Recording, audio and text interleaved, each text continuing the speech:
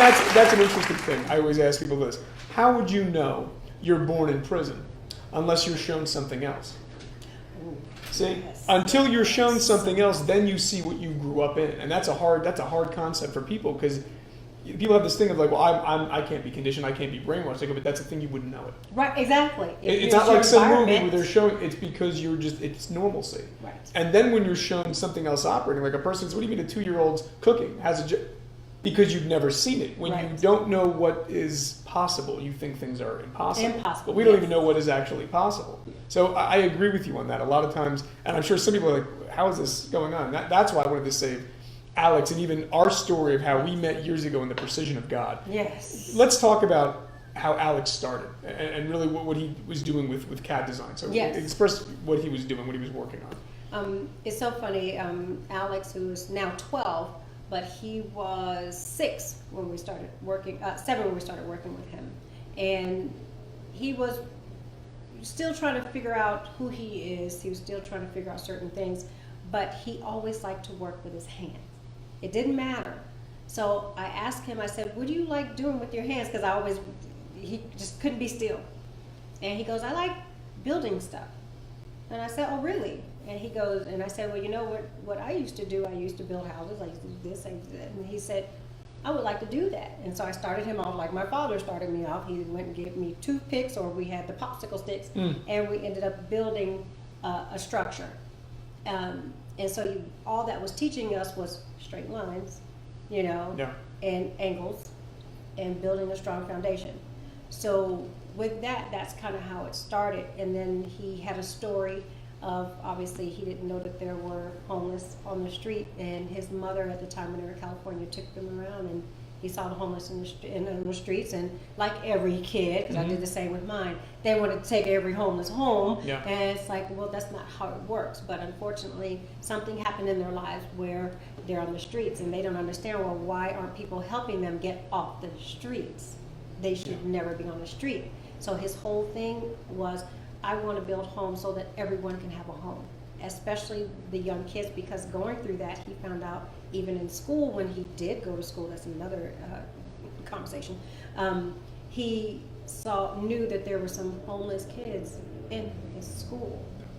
And he came home just crying one day with that. And I said, well, you can help. And he said, how can I help? I said, well, you can build the homes. And that's how it started. And then I said, you know what? I said, you like also work with computers. I said, have you ever thought about, being an architect? And what was that? I said, well, they actually make all the plans and draw out the homes for the people. So we had a friend of mine, but I started him off on SketchUp 8. It's on Google. And then later on, I had my old CAD program, and we started working on that. And he literally was a natural at it. And another friend of ours, Jose, at the time, taught him more and moved him more into, after AutoCAD, moved him into Revit, which is the newest one all the architects use. And he started really getting into that, to where I said, what do you think about, we saw a segment on tiny houses, so saw tiny houses, and he goes, we can build more of those, and we can make it where it has this, and all these different things, and I can have it where it does this. I said, well, that's good, but what else do we want to do? Because houses is not enough. Yes. So with that, he noticed people, what is it that they don't have? They don't have great access to food. They don't have access to bathrooms. They don't have access to computers to help get themselves in a way that they would get out of the situation. They don't have certain things. So he said, well, why don't they make a whole community like that? And I said, well, I don't know. Why don't you do it? And literally that's where the Homeless Living Initiative has come from, which is Alex Domingo. Hello, Alex. And we're going to be building tiny home communities around the world. So now I love this. I don't want to cut you because. And by the way, whoever's live, if you have questions, please you can send them in. We'll answer them eventually. Yeah. The great thing is this, and I don't even know how long ago we met. And 2 years. Was it 2 years? Yeah. It's only 2 years, or longer than that. And our foundations were working together, teaching movement. Yes. Aside from being a minister, the Lord blessed me with the ability to move, and I've used that to teach. Yes. And so what ends up happening is maybe a few months back, I found myself at City Hall at a meeting that I didn't know why I was there, but I knew it was purposed about tiny homes. And I'm like, what do I know about doing anything? And so it was put on my spirit, take notes, just do stuff. And what do I signed up for the job of helping put people together. And this would seem like a very straightforward thing. And I go, okay, I'll take this on. Within a few weeks of doing this, ministry contacted us, 2 Act Ministries. They donated land. Yes. Dream in Motion came on Yes. with the construction, meaning we took the designs from Alex. We're using that. Can I name some of the other people that came on? Yes, you can. Arnold Stahl. Yes. You might know him from Veterans Village. See, when you start to see this, and I tell people, I don't know the first thing about building houses.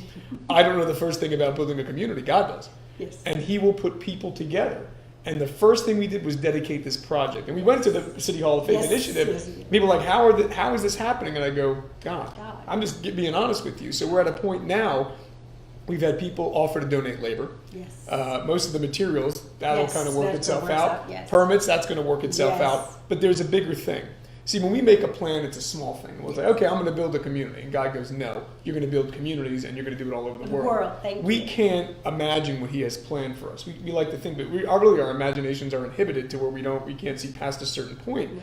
And so once the blueprints get done, then it's like, okay, now you guys are going here and here and here. Because like you said, it's not just about building a house. Right. Anyone can put someone in a house, but have you actually corrected the problem? Exactly. You need to provide a self-sustained environment where you have food. Yes. And you have education. Yes. And you have aftercare services. Now imagine now you have a community that's actually thriving.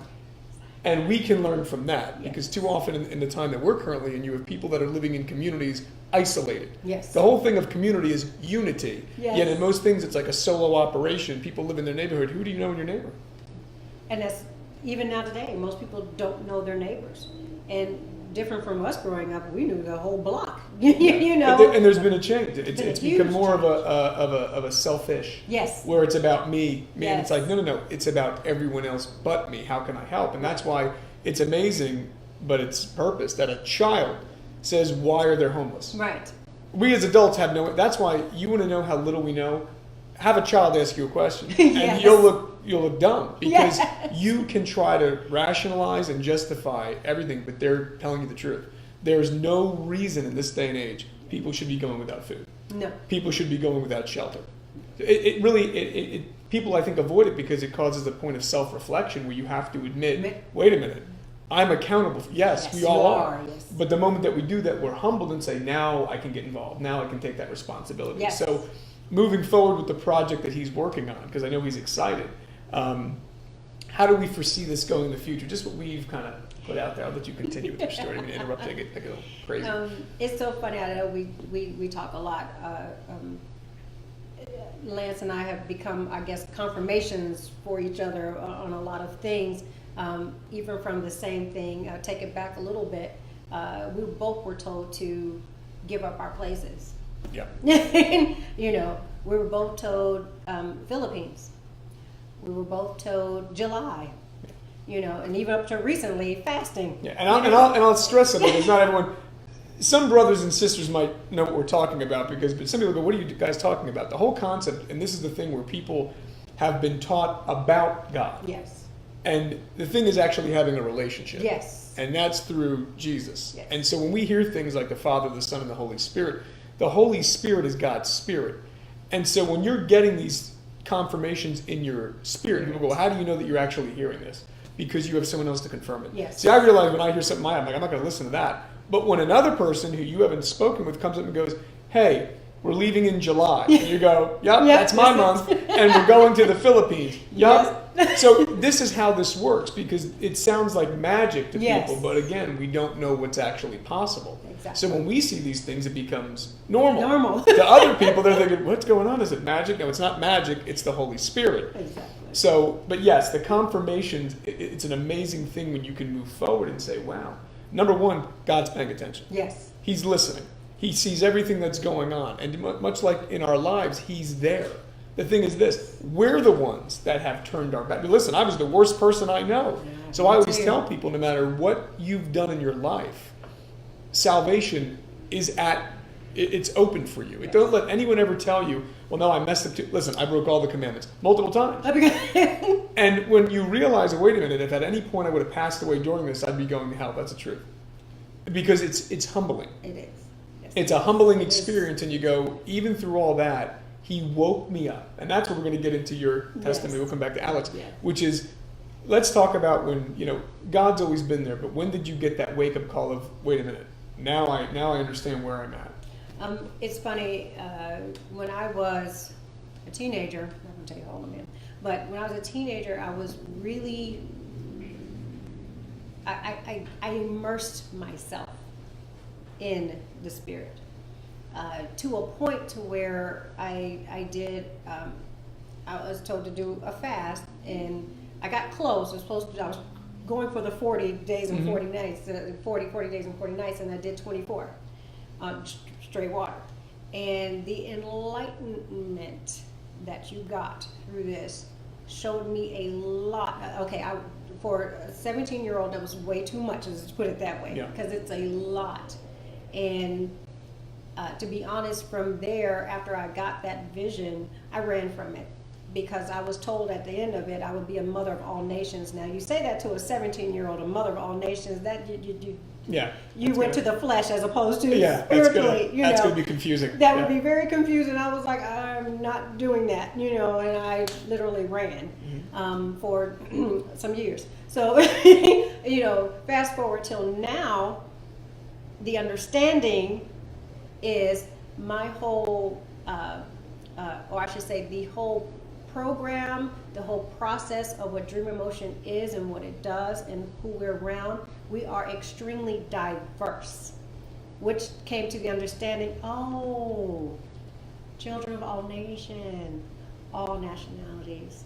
There isn't a separation, because everyone also would ask us, is this for the African American, is this for the blah, blah, blah, and I go, it's for everyone, and I have it seems like almost every child of every nation, and I didn't get that until, what if I hadn't, then you go through the what ifs, what if I did that, then what if, but then no, I've grown through so many trials and tribulations, let me tell you, I think we've all fallen, and we will continue to fall, we will never ever get there, but I had to go through a lot of different things in order to be prepared for what Dream Emotion is today, because it's a lot, and it's one of those things where you have to remove yourself from it in order for it to work. And that's the thing with most of us, and I had trouble with this early on,